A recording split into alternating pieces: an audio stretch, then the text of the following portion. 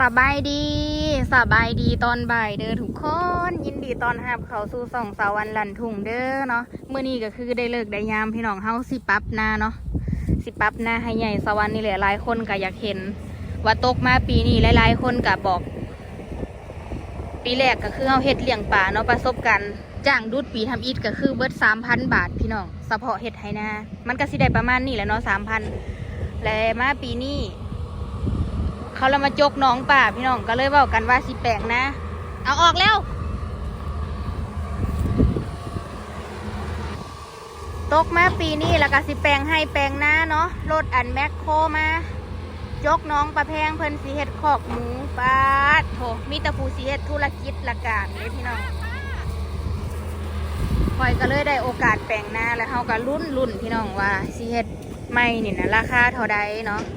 กำลังคิดแล้วคิดอีกได้ว่าอันตัดสินใจนะว่าสีเห็ดเป็นตุกลุกหรือสีเห็ดเป็นคล้องใส่ไก่ท่อนะอยากได้เป็นคล้องใส่ไก่สรุปแล้วก็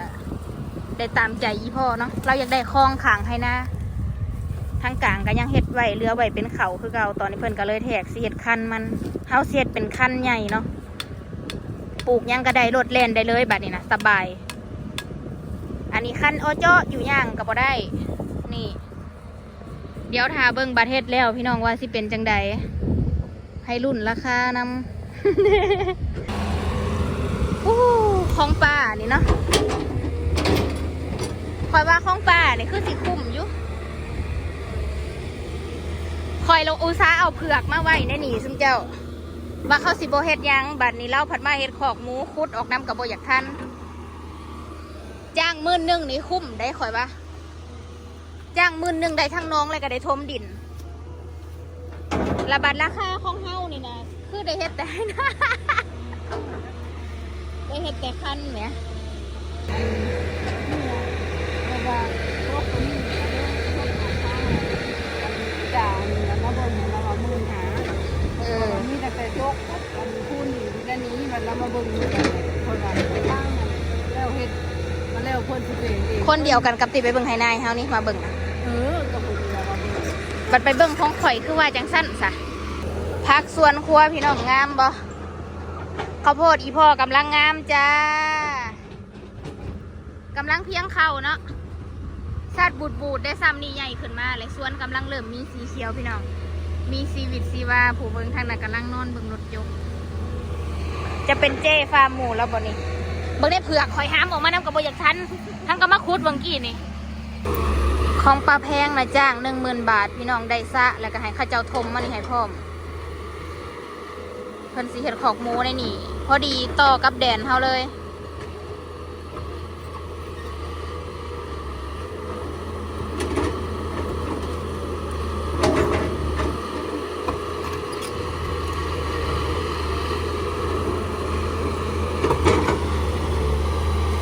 นี่มีรถอันนี้ซ้ำสิได้เงินเนาะไปหม่องละ12-13,000จกขายดินพร้อมป้าเล่านะว่า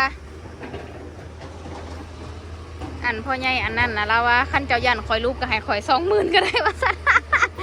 คอยว่ามีแต่คอยสิต่อลงคอยกับว่าเดี๋ยวนี้ติตกมาปีนี้เป็นปีบุกเบิกพี่น้องไผเสียนยังกระเฝ้าเฮ็ดเผาต่างเนาะเวลาเปลี่ยนละกะคนกับเปลี่ยนเริ่มเฮ็ดยังเป็นของเจ้าของป๊าดโธ่ถ้าเบิ่งฟาร์มหมูลุงเลินทุกคน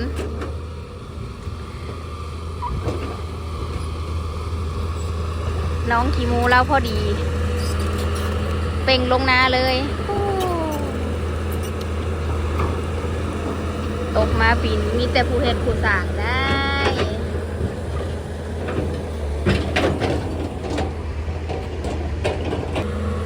แดดบักแห้งๆนึงตอนนี้เขาเจ้าไม้ไว้แล้วพี่น้องว่าคันเฮาเสียวประมาณใดอันนี้ก็คือจากคันเก่าเนาะกับคันนี้มันก็เสียออกมาประมาณนี้เลยคันก็สีใหญ่ขึ้นถ้ามันเป็นคันใหญ่แล้วมันก็คือสีดูดีกว่านี้อยู่อันนี้มันไต่กับบ่ได้เลยคันไทนาเฮานะช่องเท้ากำลังไปมั่งหัวแล้วเรียบร้อยจ้าของปลาแพงนะพี่น้องเนาะมาที่นี่ก็คือลงไปแปลงนะให้ใหญ่สวัสดีเลย พอ อดเวลาแป่งเวลาปรั๊บแล้วเนาะปรับปีนี้ก็คือสิแล้วเลยเดี๋ยวถาเบิ่งตอนที่อันกระเจ้าเริ่มเห็ดเด้อพี่น้องเห็ดอย่างอีกบัดนี้คือสิพ่อซ้ำนี้เด้อเรื่องอันให้เรื่องหน้านะ ปีนี้ให้เอาซ้ำนี้เดี๋ยวก็พ่อเด้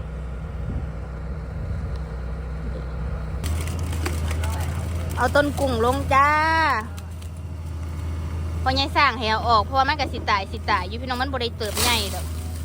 ไม่ใช่รุ่นนะว่าคันอยากได้กับปลูกเอาไม้ว่าซั่นแม่น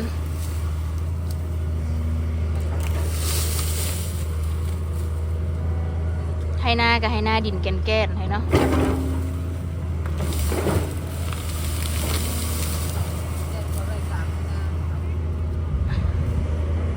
เดี๋ยวเราวันเราตูดมาทางนี้แล้วก็ชี้หกไป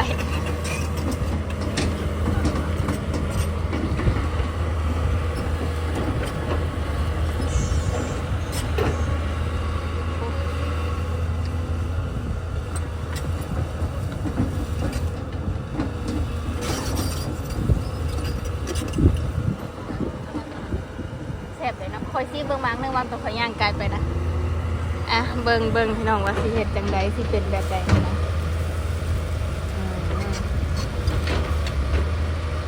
แต่ยังน้อยนะเนาะเวลาเขามาจกน้องในบ้านน่ะเล่นไปเบิ่งรถจกกันบ่เคยเห็น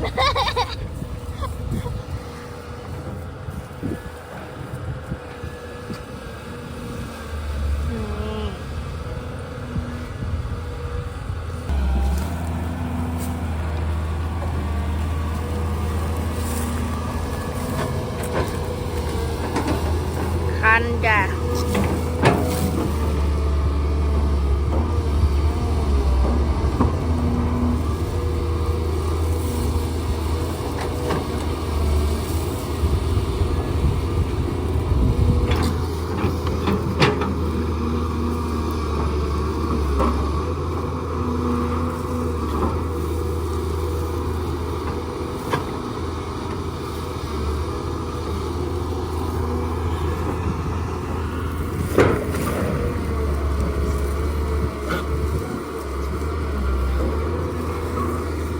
ถ้าเบิ่งบาทมันแล้วพูดละพี่น้องเนาะตอนนี้กำลังเริ่มจกเดาเลยเนาะว่าสวรรค์แป่งให้นานี่ราคาเท่าไหร่จุเจ้าอะ เพราะฉะนั้นเราฝากเบิ่งอันโฆษณาให้เด้อพี่น้องหาเงินจกนาก่อนมีแต่หมักหินสนทางนี้เนาะเห็ดเข่าก็บ่ค่อยงามดำลงไปก็บ่ได้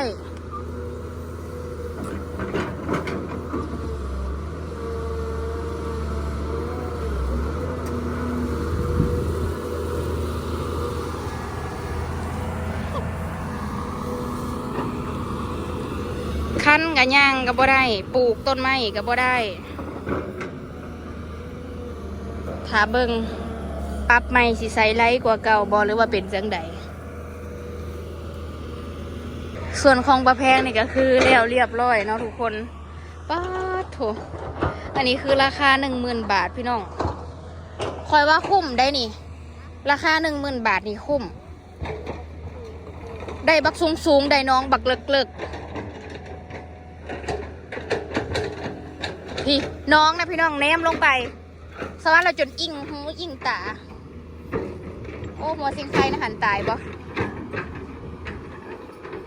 อันนี้ 10,000 บาทจ้าได้น้องบักเลิกพี่น้องตะกี้นะว่าสิพากันเอาดินน้ำเพิ่นนะเอาหลายคนในเงินสิเอาดินเนาะโจกละคายดินบัดที่นี่ให้หน้ามันลมรถแก้ดินมันเข้ามาบ่ได้เพราะว่าทางเขาอยู่ในลุ่มซะแล้วมันน้ำมันหงเด้นะและดินบัดนี้เราก็เลยเอามาคูนไว้แต่บนนี่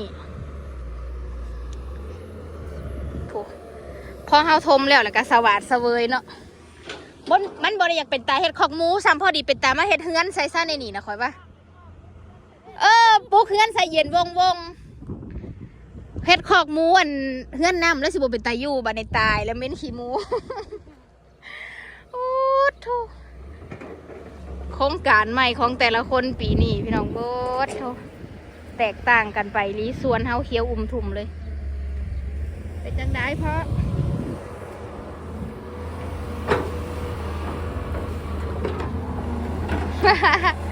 เป็นจะได้ขั้นเฮ็ดขั้นใหญ่ขึ้นมาแล้วก็ดูดีขึ้นมาทันทีเลยเห็นปะ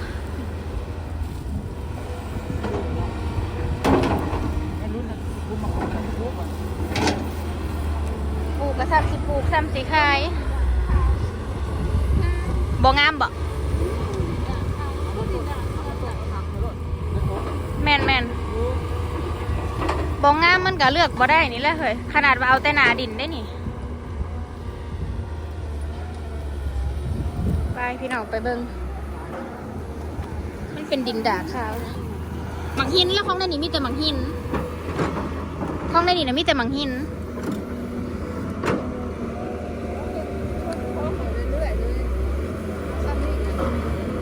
เขาทำนี่แหละ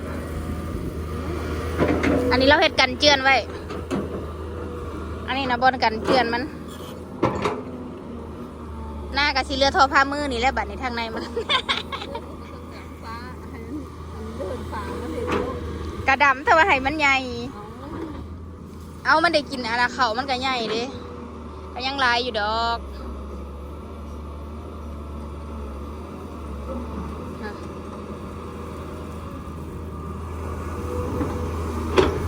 เฮ็ดเป็นคลองใส่ไก่อ้อมให้นะพี่น้อง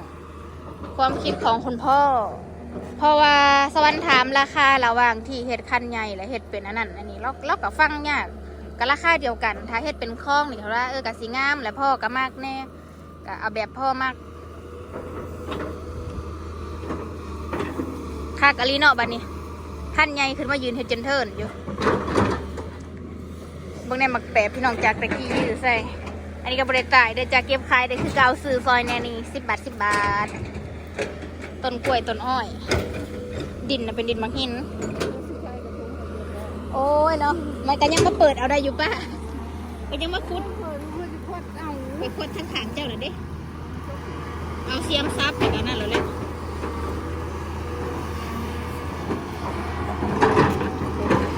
จะมันแห้งเนาะ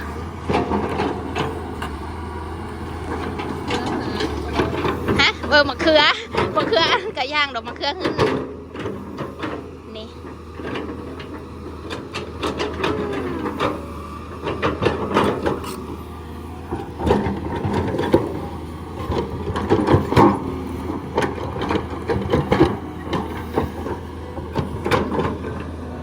ทุกอย่างมันคือการลงทุนนะ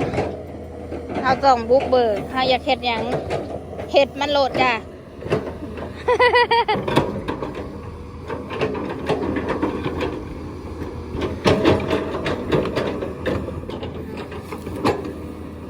แต่ก่อนนะคักแท้ๆไปเบิ่งรถยกนี่นะ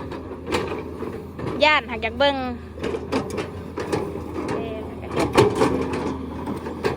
ป้ามันซุ่มปันนี้เขียดคือสิลงมาเล่นเนาะ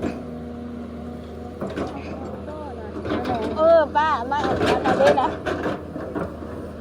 ใช่เลยบะทดค่าเก่าทหารรถ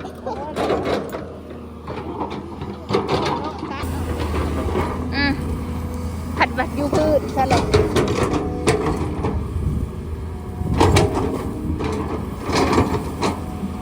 ดินทั้งหนามันนะพี่น้องนาดินเอาไปปลูกพักงามเลยค่ะ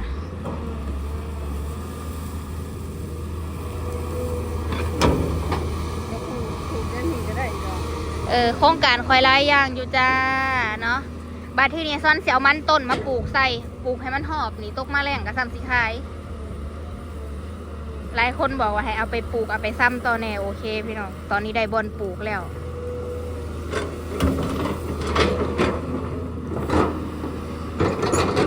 ดินมันยังเปียกๆตัดมาเสียบเลยก็ฮะ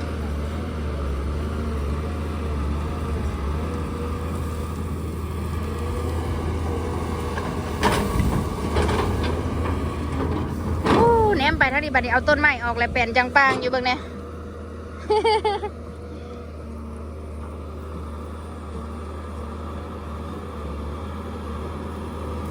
นี่มีแต่ซองปลาล้านเนาะโครงการใหม่แถวไห่แถวหน้านี่มีแต่ซองปลาล้านผู้นี้ได้น้องผู้นี้ได้ให้น้าจ้ะคัก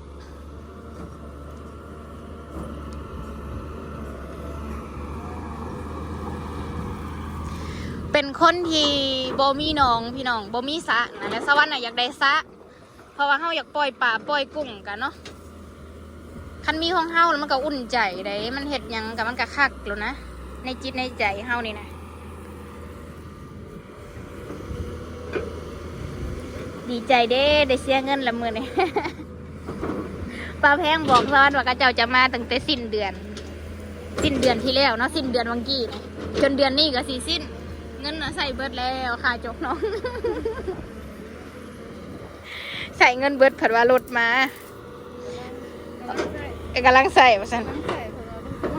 โอเคทุกคนเดี๋ยวถามเบิ่งอีกเทื่อนึงก็คือตอนที่มันแล้วเนาะว่ามันจะเป็นรูปทรงใดฝากเป็นกำลังใจเบิ่งโฆษณาให้สวรรค์หน่อยเด้อเนาะไปแล้วสบายดีพอกันคลิปหน้าจ้า